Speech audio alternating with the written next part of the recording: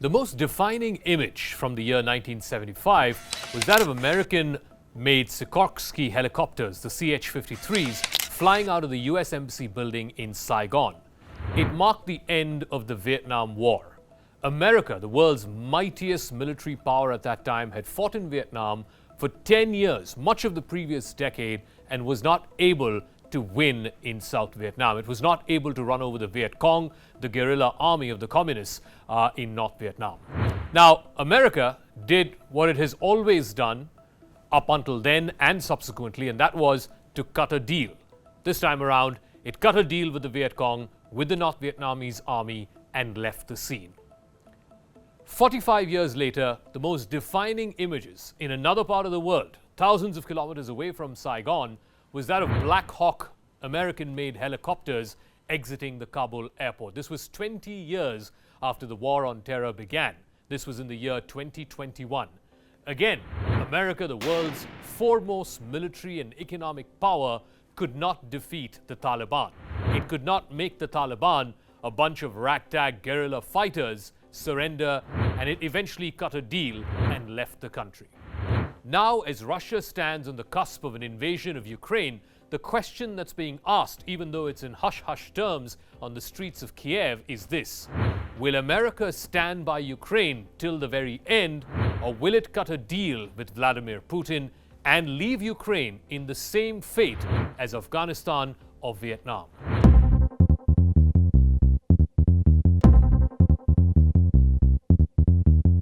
The current Ukrainian president, Vladimir Zelensky, is a rather colorful character.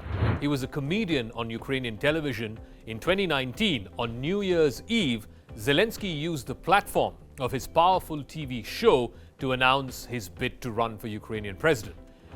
His presidential bid has two very specific planks. He was railing against Russia and Putin specifically, and also the then president Petro Poroshenko, who was seen at that time as a stooge of Moscow. He was also rife in corruption. And Vladimir Zelensky managed to capture the imagination of the Ukrainian people with a little bit of comedy and, of course, his way of talking like any normal Ukrainian would. He went on to win that Ukrainian election, a rank outsider. He had no base in politics, he had no political godfather, and of course, he was railing against a very, very powerful enemy in Russia and Putin, and he scripted a political miracle. He was strong on two planks. One, like I said, anti-Russia and specifically anti-Putin. And two, he said absolutely, totally in a committed fashion that the future of Ukraine depended on a closer partnership with the United States. No other Ukrainian president had said it in as many words. In fact, Zelensky is the most pro-Western of all the 6 presidents that Ukraine has had since it became independent back in the 1990s. This, that is Zelensky in particular, is a red rag for the pit bull named Vladimir Putin. Now, one of the things that Vladimir Zelensky was opposed to tooth and nail, and he still is, and it formed a major part of his campaign 3 years ago, was the Minsk agreement. Now, Russia and some Western powers feel that the Minsk agreement might provide a way out of this current crisis, that Russia might actually be deterred from invading Ukraine. Now, this was a sentiment that was echoed recently by French President Emmanuel Macron while he was on a visit to both Moscow as well as Kyiv.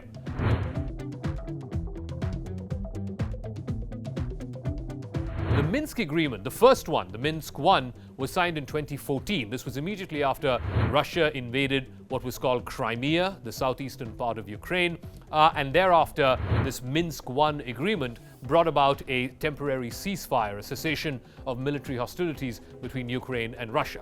Now, this was followed later by a second Minsk agreement. This was in 2015, and it was overseen by major European powers like France and Germany. This would effectively stop Russia from doing something similar in the eastern part of Ukraine called the Donbas region. This is where the two big cities of Donetsk and Luhansk are. These are the two big cities outside of Kyiv in Ukraine. So in 2015, the Minsk agreement, it had about a dozen pointers in which essentially the Ukrainian side committed to giving more devolution of powers. Remember, this part of Ukraine, the Donbas region, has seen a long-standing fight between rebels or insurgents who want independence for the Donbas region, as well as closer ties with Russia. Russia. The Ukrainian government says that many of these rebels have been simply propped up by Russia. So under the Minsk II agreement, a large part of it was devolution of powers from Ukraine, from Kyiv, to these insurgents who wanted to secede away from Ukraine. In return, what Russia would get through these insurgents was a say, or a final veto power, as it were, in the foreign affairs of Ukraine. So that brings us to the critical question. Will America agree to going back to the Minsk agreement? Will it throw Zelensky under the bus, if only to buy temporary peace with Putin? Now, if this will guarantee that Putin does not invade Ukraine, then perhaps yes. But for now, Joe Biden has to make a political calculation. Now, what is this political calculation that the US president is confronted with? Remember, his party, the Democrats, are facing the midterm elections this year, and usually the midterms always go in the opposite direction from the party that was voted into the White House. And this year, again, in 2022, there is every indication that the Democrats will not only lose the Senate. Remember, last year, after an off-cycle election, they already went into the minority. The only thing that is saving the Democrats in the Senate is the casting vote of the Vice President, Kamala Harris, who of course was Joe Biden's running mate. That is the only thing that's tilting the balance and keeping the balance sort of even between the Democrats and the Republicans. And this midterm, they could end up losing not just that slender sort of balance of power, as it were, in the Senate, but there is a real risk that Joe Biden and his party, the Democrats, could end up losing the House of Representatives as well, something that they have controlled since 2014 or so. Now, remember, Biden is already stuck with the tag that he lost the plot in Afghanistan. You remember those infamous pictures of the Black Hawks fleeing from the American embassy and the Kabul airport, essentially kowtowing to the terms laid down by the Taliban.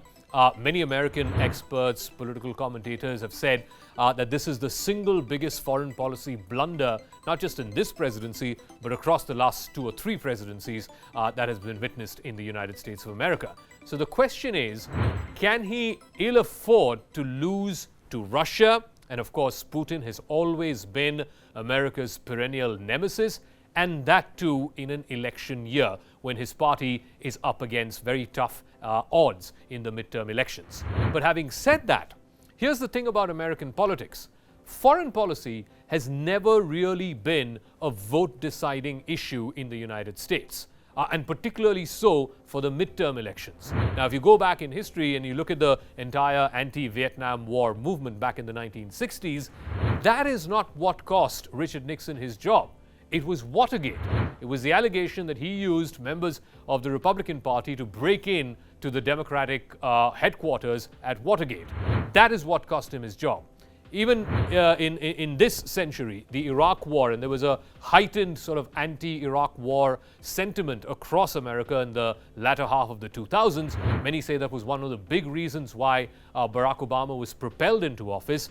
But people tend to forget, despite his deep unpopularity and despite the deep unpopularity of the Iraq War, George W. Bush actually won 2 terms. He was a 2-term president. So the question then is, this political calculation that Joe Biden has to make between losing the midterms, which are essentially fought on domestic issues, but more importantly, can he afford to surrender before Putin, even if it is just to avoid war in a midterm election year? Of course, many American analysts have said that the real fight that America needs to be fighting over the next 10, 20, 30 years is to focus its energies on where it should be, and that is to counter a rising China. Many of these American analysts think that Russia is just a distraction. Putin is already in power for the last 20 years in Russia. How long more can he continue to be in power? The risk, though, is there could be a protracted fight with Moscow. Remember, unlike in 2014, when Russia simply walked in and within a matter of weeks annexed Crimea, the consensus view seems to be this time around it could be a much more protracted fight between Kyiv and Moscow, one that would inevitably draw in American forces as well as its Western allies, its NATO allies. But there is no guarantee of who could eventually win. No one can quite predict what the cost of this war is going to be, what the human toll of this war is going to be, and ultimately what the result of this war is going to be. But if history were any guide, then Kyiv could possibly meet the same fate as Saigon or more recently Kabul. But for the sake of the Ukrainian people, let's hope that that's not true.